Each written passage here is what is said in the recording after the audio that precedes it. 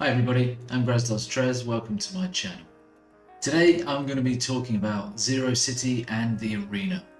I'm going to discuss why it's so important, what you need to know when you're going into the arena, the matchmaking system, all those sort of things. But first, I just want to draw your attention to the links over here for my social platforms. You can find me on Facebook. If you could give my page a follow and a like so you can get notifications, that would be great. You can join my Discord server where we talk about all sorts of games and nerdy things. Of course, I also stream on Twitch and you got the link there. And if you want to support my videos, you can do that with the Buy Me a Coffee link. I will put the links down in the description below. So let's jump into the video. Just before that, please be kind enough to give the video a like, leave a comment, and please subscribe to the channel. As soon as I get to 50 subs, I can start doing giveaways for Zero City. The arena unlocks on the game map once you hit CC5, and this is where massacres are held. Sometimes you'll hear both names used to describe the game map. The arena store is the easiest way to obtain multi-purpose weapons. This is my CC5 account, which is important to note as the arena has different offers at each CC level. So for example, at CC5 I'm able to exchange 1,500 arena chips for a level 20 to 35 multi-purpose weapon. More on this later. Multi-purpose weapons are really important in the game and there's so much to talk about. They probably need their own video. But let's simply put it like this. The more important things to note are the name, not the title, not the picture. So the name here is suppression. If multi-purpose weapons are unique, and most are, then you can only use one with that name during a battle. The others simply won't work. In the early game, you should target once in a while triggers, as you don't want to be reliant on units dying, resurrection, or enemy summons to trigger the multi-purpose weapon.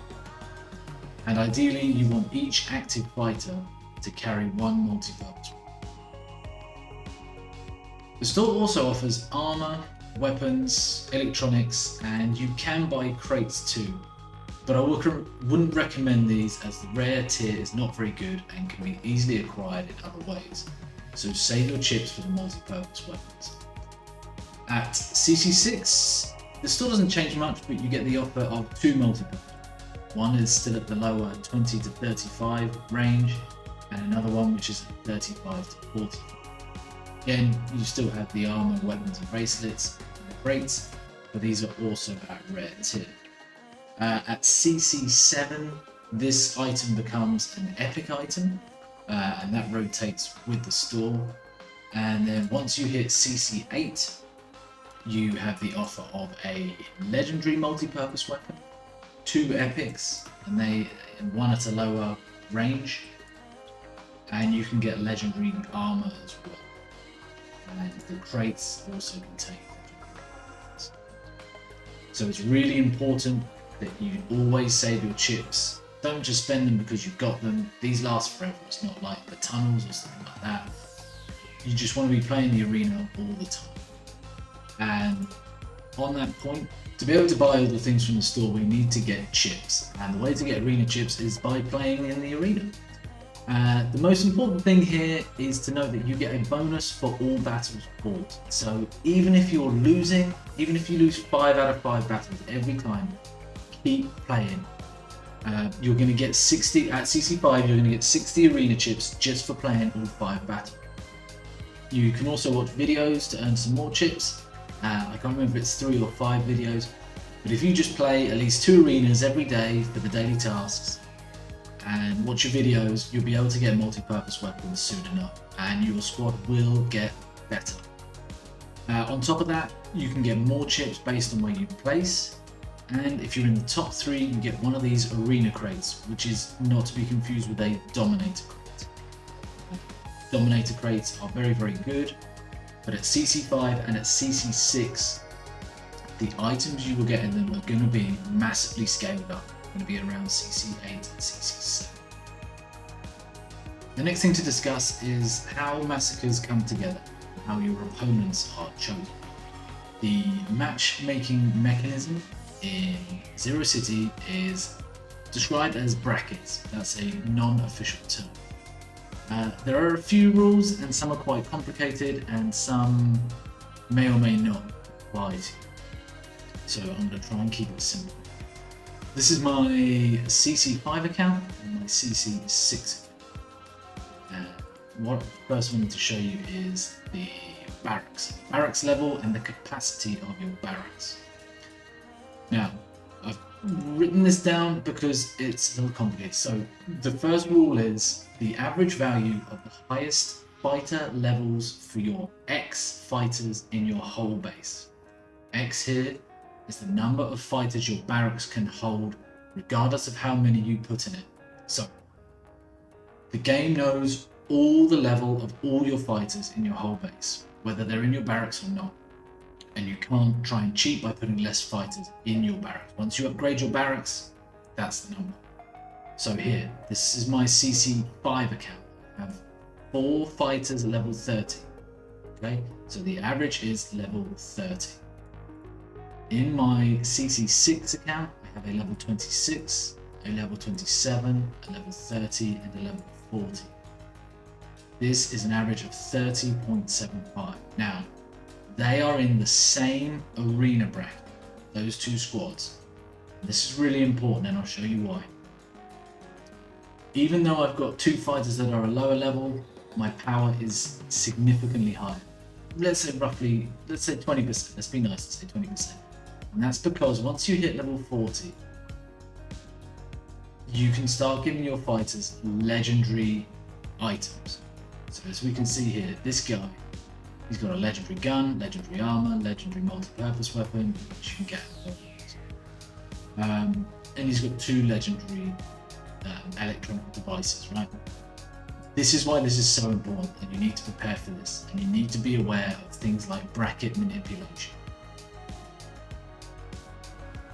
Once inside the arena, we can see this pyramid shape. The squads are initially ordered by the number of trophies, and that will be the tiebreaker if teams have the same number of trophies.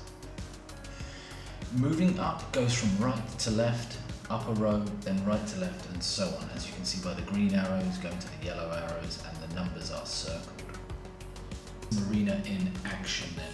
Now this video has been sped up and some sections have been taken out. So this is my 2 accounts looking at each other, Grasdos 2 and Grasdos 3, as you can see in the same bracket.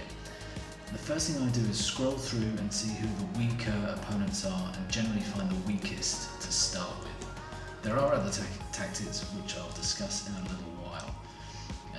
As you can see, it's an easy win on both sides, and that's the end of the first round. As my battle's finished, I can see that Jerry Cornelius has played me, and he's got a good amount of power for this CC level.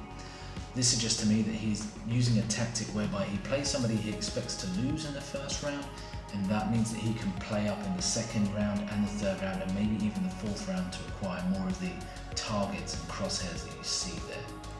My tactic generally at the moment is to play down at least the first 2 rounds, and then depending on what happens, either play up in the third or the fourth and the fifth. Here again we can see that I've picked a weak opponent, and it's another easy victory. As the third round approaches, you now need to be aware of what other teams are doing in the game.